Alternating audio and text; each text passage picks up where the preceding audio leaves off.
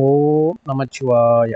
வணக்கம் நண்பர்களே! உங்கள் ஜோதிடர் தர்மராஜன். இன்று நாம் காண இருக்கும் தலைப்பு எதைப் பற்றி என்றால், 2024ஆம் ஆண்டு குரு வக்ர பெயர்ச்சி பலன்கள் வரிசையிலே காலபுருஷ தத்துவப்படி 11வது ராசியான கும்ப ராசியை பற்றி இப்ப விரிவா பார்க்கலாம். அதுக்கு முன்னாடி நம்ம சேனலை இப்பதான் நீங்க முதல் முறையா பார்க்குறீங்க அப்படின்னா, நம்ம சேனலை சப்ஸ்கிரைப் பண்ணுங்க. கூடவே பெல் பட்டனையும் அழுத்துங்க. அப்பதான் நான் போடுற ஒவ்வொரு வீடியோவும் உங்களுக்கு உடனுக்குடனா வரும். வாங்க வீடியோக்குள்ள போகலாம். பொதுவா கும்பராசியை பொறுத்த வரைக்கும் குடும்பஸ்தானாதிபதி, தனஸ்தானாதிபதி, வாக்குஸ்தானாதிபதி குரு பகவான். அதே போல லாபஸ்தானாதிபதியும் குரு பகவான் தான். அவர் 4ஆம் இடத்துல பார்த்தீங்கன்னா சுகஸ்தானத்துல இருக்கிறாப்புல. இப்ப அதாவது அக்டோபர் மாதம் 9ஆம் தேதியில இருந்து அடுத்த ஆண்டு பிப்ரவரி மாதம் 4ஆம் தேதி வரையும் மொத்தத்துக்கு 116 நாட்கள் குரு வக்ரம் அடைகிறாரு. அப்படி இந்த குரு பகவான் வக்ரம் அடையும் பொழுது முடிஞ்ச வரைக்கும் கும்பராசியை பொறுத்த வரைக்கும் இதுவரைக்கும் ஒரு சில பிரச்சனைகள், தடங்கள், தாமதம், கடன் பிரச்சனைகள், குடும்ப பிரச்சனைகள், பொருளாதார நெருக்கடி, கொடுத்த காசை வாங்க முடியல, வாங்கின காசை கொடுக்க முடியல அப்படின்னு சொல்லிட்டு பல பிரச்சனைகள், நாலா பக்கமும் பிரச்சனைகள் அப்படிங்கிற மாதிரி நீங்க ஃபேஸ் பண்ணிட்டு இருக்கீங்க.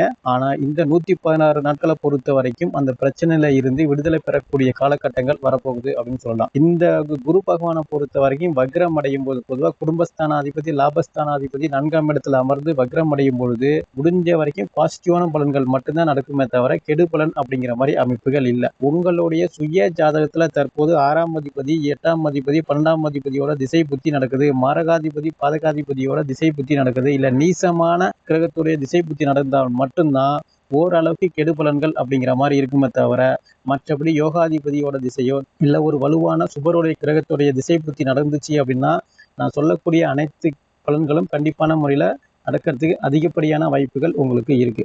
பொதுவாக இந்த காலகட்டத்தை பொறுத்த வரைக்கும் தாயாருக்கு உடல் சார்ந்த பிரச்சனைகள் இருந்தாலும் இந்த காலகட்டத்தில் நிவர்த்தி ஏற்படுறதுக்கு நிறைய வாய்ப்புகள் இருக்கு. பொதுவாக வண்டி வாகனங்கள் அடிக்கடி பழுது ஏற்பட்டுட்டே இருக்கும். செல்போனா இருக்கட்டும், லேப்டாப்பா இருக்கட்டும், இல்ல மின் சாதன பொருட்கள் வீட்டில் அதிகமா பயன்படுத்திட்டு இருப்பீங்க. அடிக்கடி மாதத்துல ஒரு முறை ஒன்னொன்னு பிரச்சனை ஆகிட்டு தான் இருக்கும். விரைய செலவுகள் நடந்துட்டு தான் இருந்திருக்கும். ஆனா இந்த காலகட்டத்தை பொறுத்த வரைக்கும் சுப விரய செலவுகளை தவிர மற்றபடி வீண் விரயங்கள் முடிஞ்ச வரைக்கும் தடுத்துருவீங்க. வீண் விரயங்கள் அப்படிங்கிறது நடக்கிறதுக்கு வாய்ப்புகள் அதிகமாகவே இல்லை. சுப விரய செலவு மட்டும்தான் உங்களுக்கு நடக்கிறதுக்கு அதிகப்படியான வாய்ப்புகள் இருக்கு. வண்டி வாகனத்தை பொறுத்த வரைக்கும் அதிகமா பழுது ஏற்படுறதுக்கு வாய்ப்புகள் இல்லை. ஓரளவுக்கு மன உளைச்சல் இல்லாம இருப்பீங்க. போன இடத்துல எங்க போனாலும் வெற்றி வாய்ப்புகளை உருவாகும். இதுக்கு முன்னாடி ஒரு காரியத்துக்கு நீங்க முயற்சி பண்ணீங்கன்னா 2 முறை 3 முறை பல முறை நீங்க அலைஞ்சு திரிஞ்சு அந்த காரியமே எனக்கு வேண்டாம் அப்படின்னு சொல்லிட்டு வர்ற அளவுக்கு மன உளைச்சல இது வரைக்கும் இருந்திருப்பீங்க. ஆனா இந்த காலகட்டத்துல நீங்க கண்டிப்பான முறையில ஒரு முறைக்கு 2 முறை முயற்சி பண்ணீங்கன்னா வெற்றி வாய்ப்புகள் அப்படிங்கிறது உங்களை தேடி வர்றதுக்கு நிறைய வாய்ப்புகள் இருக்கு. அப்படி இருக்கும்பொழுது இந்த குரு பகவானை பொறுத்த வரைக்கும் 4ஆம் இடத்துல அமர்ந்து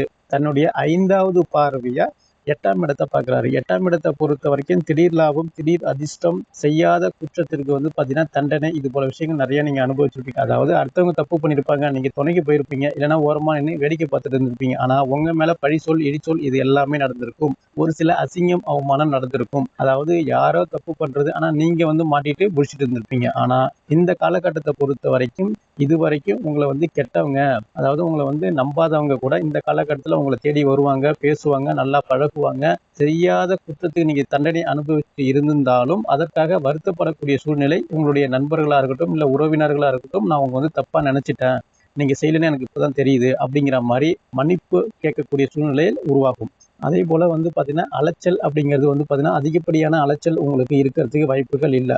அதே போன்று குரு பகவானை பொறுத்த வரைக்கும் 7வது பார்வையா உங்களுடைய தொழில் ஸ்தானம் 10ஆம் இடத்தை பார்க்கறதால தொழில் வளர்ச்சி அப்படிங்கிறது அது அதிகமான அமைப்புல இருக்கு. பணப்புழக்கம் அப்படிங்கிறது கண்டிப்பான முறையில இந்த 4 மாத காலகட்டத்தில் நல்லா இருக்கும். கையில காசு பணமே இல்லை அப்படின்னு சொல்றவங்களை பொறுத்த வரைக்கும் நான் லட்சக்கணக்கில் செலவு பண்ணிட்டு இருந்தேன், கோடிக்கணக்கில் நான் செலவு பண்ணிட்டு இருக்கேன், வருமானம் சம்பாதிச்சிட்டு இருந்தேன். ஆனா இப்போ ஒரு 100 ரூபாய் 200 ரூபாய்க்கு நான் ரொம்ப கஷ்டப்பட வேண்டியதா இருக்கு, அடுத்தவங்கள்ட்ட கேட்கற வேண்டியதா இருக்கு.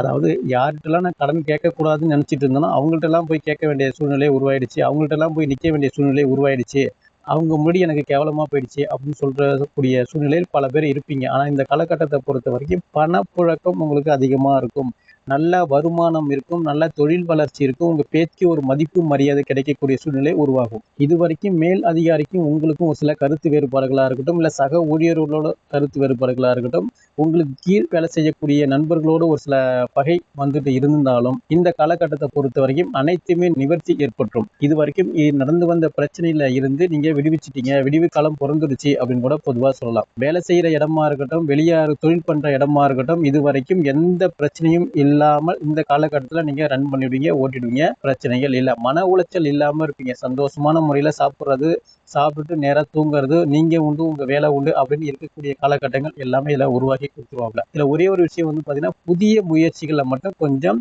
கவனமாக செயல்படுங்க. நான் புதுசாக நான் பிஸ்னஸ் பண்ண போகிறேன், புதுசாக நான் வந்து ஏதாச்சும் ஒரு முயற்சி பண்ண போகிறேன் அப்படின்னு சொல்கிறவங்கள பொறுத்த வரைக்கும் ஒரு முறைக்கு இருமுறை யோசித்து செயல்படுங்க. அதாவது நான் ஷேர் மார்க்கெட்டில் இன்வெஸ்ட் பண்ண போகிறேன், நான் புதுசாக வந்து கூட்டு பிஸ்னஸ் நான் பண்ண போகிறேன், தெரியாத பிஸ்னஸ் நான் பண்ண போகிறேன், நண்பர்கள் பேச்சை கேட்டு நான் ஒரு பிஸ்னஸ் நான் ஆரம்பிக்கலான்னு இருக்கேன் அப்படின்னு சொல்கிறவங்கள பொறுத்த வரைக்கும் ஆரம்பிச்சிங்கன்னா கண்டிப்பாக உங்களுக்கு தான் விரயம், ஏமாந்துருவீங்க. முடிஞ்ச வரைக்கும் தெரியாத பிஸ்னஸை செய்யாதீங்க. தெரியாத நண்பர்கள் மூலமாக அவங்க பேச்சை கேட்டு போகாதீங்க. இல்லை தெரிஞ்ச நண்பர் தான், உறவினர் தான் அப்படின்னு சொன்னாலும் சரி, இந்த காலகட்டத்தை பொறுத்த வரைக்கும் உங்களுக்கு வேண்டாம். உங்களுக்கு ஜென்மத்தில் பொறுத்த வரைக்கும் சனீஸ்வரர் இருக்கிறாப்புல, தெரியாத இடத்துல போய் மாட்டி விட்டுருவாரு. அதனால ஒரு விரயங்கள், அதனால ஒரு சில மன உளைச்சல், இது போல விஷயங்கள் அதிகமாக ஏற்படும். முடிஞ்ச வரைக்கும் தெரியாத விஷயத்துல நீங்க தலையிடாமல் இருக்கிறது ரொம்ப நல்லது. நீங்க உண்டு, உங்க வேலை உண்டு, உங்க குடும்பம் உண்டு அப்படின்னு இருக்கிறது ரொம்ப நல்லது. ஏற்கனவே குடும்ப பிரச்சனை ஓடிட்டு இருக்கும். கணவன் மனைவிக்குள்ள ஒரு சில சண்டை, சச்சரவு, பிரிவு நிலை, கருத்து வேறுபாடு அப்படிங்கிற மாதிரி இருக்கும். சரியான திசை புத்தி இல்லாதவங்களுக்குலாம் வந்து பாத்தீங்கன்னா குடும்ப வழக்கு அப்படிங்கிறது கோர்ட்ல நடந்துட்டு இருக்கு. அதாவது கணவன் மனைவி டைவர்ஸ் கேஸ் வரையும் போயிட்டுச்சு. அதனால முடிஞ்ச வரைக்கும் இந்த காலகட்டத்தில் மீண்டும் ஒன்று சேரக்கூடிய சூழல் உங்களுக்கு உருவாகும். பொதுவாக குடும்பஸ்தானம், வாக்குஸ்தானத்துல வந்து ராகு இருக்கிறாப்புல, 8ஆம் இடத்துல கேது இருக்கிறதால ஒரு சில கணவன் மனைவிக்குள்ள சண்டை, சச்சரவு, பிரிவு நிலை, குடும்பத்துல பிரச்சனைகள், எல்லாமே விரயங்கள், எங்க போனாலும் பகை, இது போல விஷயங்கள் அதிகமா உங்களுக்கு ஏற்பட்டு இருந்திருக்கலாம். இந்த காலகட்டத்தை பொறுத்த வரைக்கும் சண்டை சச்சரவு அதிகமாக வர்றதுக்கு வாய்ப்புகள் இல்லை. உங்களுடைய குழந்தைகளுக்கு அதிகமாக விரைய செலவுகள் பண்ணக்கூடிய காலகட்டங்கள் உருவாகும். குழந்தைகளுக்கு பிடிச்சமான ட்ரெஸ் எடுக்கிறதா இருக்கட்டும், இல்லை அணிகலன்கள் வாங்கி கொடுக்கறதா இருக்கட்டும், நகைகள் வாங்கி கொடுக்கறதா இருக்கட்டும், ஒரு சில விஷயங்கள் குழந்தைகளுக்காக பிடிச்ச மாதிரி நீங்க செய்வீங்க. உங்க குழந்தைகளுக்கும் உங்களுக்கும் ஒரு நட்புறவு ஏற்படுறது. இது வரைக்கும் உங்க குழந்தைங்க உங்க பேச்சை கேட்காம இருப்பாங்க, மனைவி உங்க பேச்சை கேட்காம இருந்திருப்பாங்க, குடும்பத்துல உறுப்பினர்கள் உங்க பேச்சை கேட்காம இருந்திருப்பாங்க. ஆனா இந்த காலகட்டத்தை பொறுத்த வரைக்கும் உங்க பேச்சுக்கு ஒரு மதிப்பு, மரியாதை எல்லாமே உருவாகக்கூடிய காலகட்டங்கள் அப்படின்னு கூட பொதுவாக சொல்லலாம். அதே போன்று குருவோடைய 9வது பார்வையை உங்க ராசிக்கு 12ஆம் இடத்தை பார்க்கிறாரு. பொதுவா 8ஆம் இடத்தையும் குரு பார்க்கிறாரு, 12ஆம் இடத்தையும் குரு பார்க்கிறாரு. அதாவது வெளிநாட்டு கனவோடு சில பேர் நான் சுத்திட்டு இருக்கிறேன் அப்படின்னு சொல்றவங்களை பொறுத்த வரைக்கும் இந்த 116 நாட்கள் முயற்சி பண்ணீங்கன்னா கண்டிப்பான முறையில வெளிநாடு சென்று நம்ம பிசினஸ் பண்ண நான் ஆரம்பிக்கிறேன், பிசினஸ் பண்ண நான் முயற்சி பண்ணிட்டு இருக்கேன் அப்படின்னு சொல்றவங்களை பொறுத்த வரைக்கும் கண்டிப்பான முறையில வெற்றி வாய்ப்புகள் உருவாகும். நான் தொழிலுக்காக போறேன், இல்லை நான் வேலைக்காக நான் போறேன், இல்லை உயர் படிப்புக்காக நான் வெளிநாடு போறேன் அப்படின்னு சொல்றவங்களை பொறுத்த வரைக்கும் முயற்சி பண்ணுங்க. கடவுள் புண்ணியத்துல கண்டிப்பா உங்களுக்கு வந்து வெளிநாட்டு யோகம் அப்படிங்கிறது இருக்கு. பொதுவாக குருவை பொறுத்த வரைக்கும் 8ஆம் இடத்தை வக்ரம் அடைஞ்சு பார்க்குறாரு, 12ஆம் இடத்தை பார்க்குறாரு.